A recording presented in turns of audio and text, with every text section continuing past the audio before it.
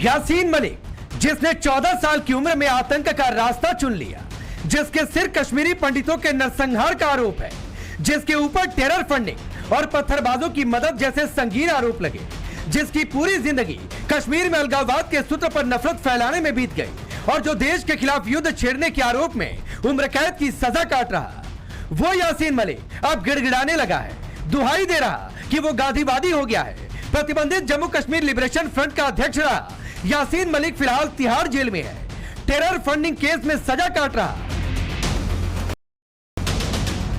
सबसे पहले देखिए उसका वो एफिडेविट जो उसने यूएपीए ट्रिब्यूनल में दाखिल किया है। यासीन के हलफनामे के मुताबिक 1900 संयुक्त स्वतंत्र कश्मीर की स्थापना का लक्ष्य पाने के मकसद से JKLF-Y के जरिए सशस्त्र संघर्ष की राह छोड़ दी थी। मैंने हथियार छोड़ दिए, मैं अब गांधीवादी हूं। यासीन मलिक गिड़गिड़ाया, गांधीवादी बनने की दुहाई दी तो बीजेपी ने इसे मोदी सरकार की कामयाबी बताते हुए दो टूक कह दिया कि आतंक के रास्ते पर चलने वालों को समझ आ चुका है कि मोदी सरकार जीरो टॉलरेंस ऑन टेररिज्म की पॉलिसी पर काम कर रही है। मोदी जी की सरकार से पहले तो भारत के वीर सैनिक एवं कश्मीरी पंडितों की हत्या करने पर अपने आप को गौरवंत महसूस करने वाले, उस पर डींगे मारने वाले, इंटरव्यू में गर्व से कहने वाले,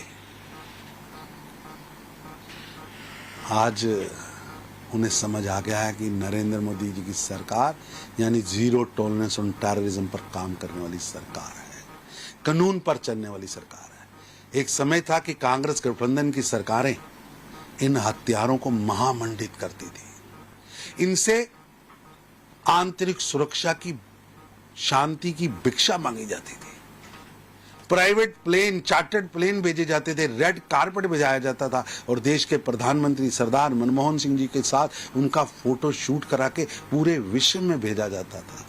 आज यासीन मलिक जैसा आतंकवादी समर्थक गिड़गिड़ा रहा है। वो गिड़गिड़ा इसीलिए रहा है क्योंकि आज प्रधानमंत्री नरेंद्र मोदी जी के शासन में उस पर यूएपीए की धारा के तहत कार्रवाई हो रही है।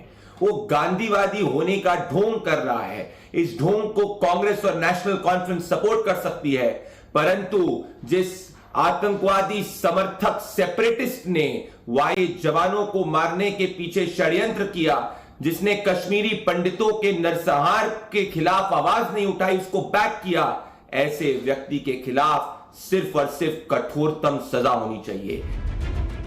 370 के बाद कश्मीर कितना बदल गया, इसका अंदाजा आप इसी से लगाइए कि बदले कश्मीर में यासीन मलिक अब खुद के गांधीवादी होने की मुनादी कर रहा है। यासीन 1980 के दशक में आतंक के रास्ते पर निकल गया था, आतंक की ट्रेनिंग के लिए पीओके गया, जम्मू कश्मीर लिबरेशन फ्रंट का एरिया कमांडर बना, अशफाक वानी, हामिद शेख, जावेद अहमद मीर के साथ हाजी नाम से गुट बनाया, मुफ्ती मोहम्मद सी रूबिया सईद के अपहरण में शामिल था, भारतीय वायुसेना के 4 जवानों की हत्या में भी शामिल था, कश्मीरी पंडितों के नरसंहार में भी यासीन का नाम जुड़ा। JKLF के लोगों ने बड़े पैमाने पर कश्मीरी पंडितों को मारा था। सोचिए, इतनी गंभीर चार्जशीट लिए कोई शख्स गांधी के रास्ते पर चलने की दुहाई दे तो क्या उस पर यकीन किया जा सकता है?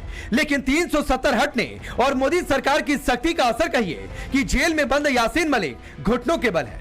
उससे समझ आने लगा है कि भारत से विद्रोह करके वो आजाद नहीं रह सकता। हालांकि घाटी में अभी भी कई नेता ऐसे हैं जो यासीन मलिक के नाम पर भावनाएं भड़काकर वोट बटोरने की कोशिश कर रहे हैं और उन्हीं नेताओं में से एक है वकार भट्टी। कश्मीर को बेचने वाले वो वोट मांग रहे कि हमें वोट दो। मैंने अभी शुरुआत की थी, मैं आप सबसे कहूंगा अगर आपके दिल में मोहब्बत हो तो बोलना justice for Yasin Malik, justice for Asiyan Rabi. अगर हवाला मनी में इंजीनियरशिप करा सकता है तो हवाला मनी में उम्र कैद यासीन मलिक क्यों पैदा है? इसके ऊपर बात करना। अगर रुक यार, अगर हवाला मनी में इंजीनियरशिप घर में आ सकता है तो बहन आसियान रबी हवाला मनी में जेल में क्यों है?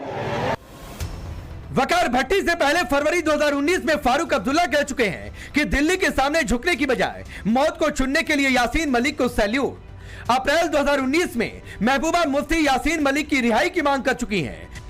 ये वही अब्दुल्ला मुफ्ती हैं जो प्रतिबंधित संगठन जमाते इस्लामी से बैन हटाने की पैरवी कर चुके हैं। तो सवाल उठता है कि जेकेएलएफ से जमात तक इन्हें प्रतिबंधित संगठनों से इतनी मोहब्बत क्यों है? अलगाववादी संगठनों और नेताओं की हिमायत करते अब्दुल्ला मुफ्ती संदेश क्या देना चाह रहे हैं? वैसे आज फारूक अब्दुल्ला का एक और बयान आया जिसमें उन्होंने पाकिस्तान से दोस्ती की उम्मीद जता दी। बहुत अच्छी बात है।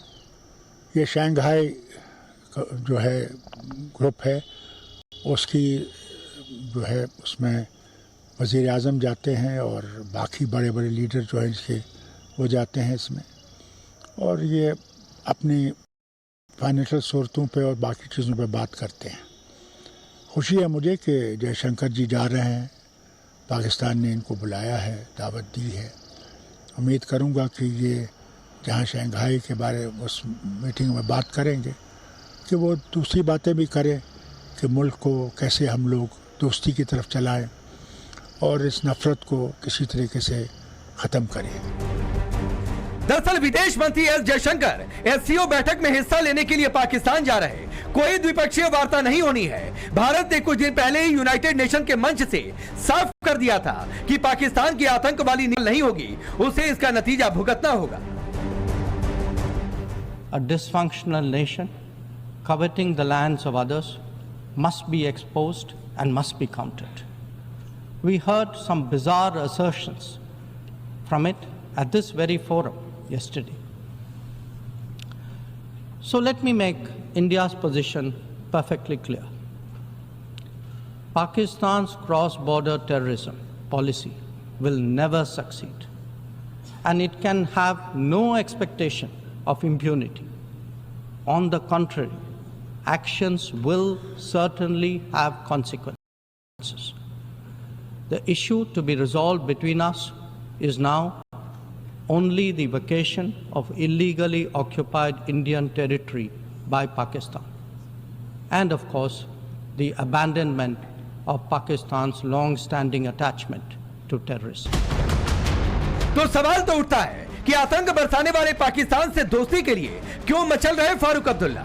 वो पाकिस्तान जिसने यासीन की पत्नी को अपने पीएम का सलाहकार बना दिया, वो यासीन जिसने पाकिस्तान के इशारे पर घाटी में आतंक की फसल बोई, उस यासीन की इतनी पैरवी क्यों? यह अलग बात है कि मोदी सरकार के सामने वो झुका है। Bureau report, times now Bharat.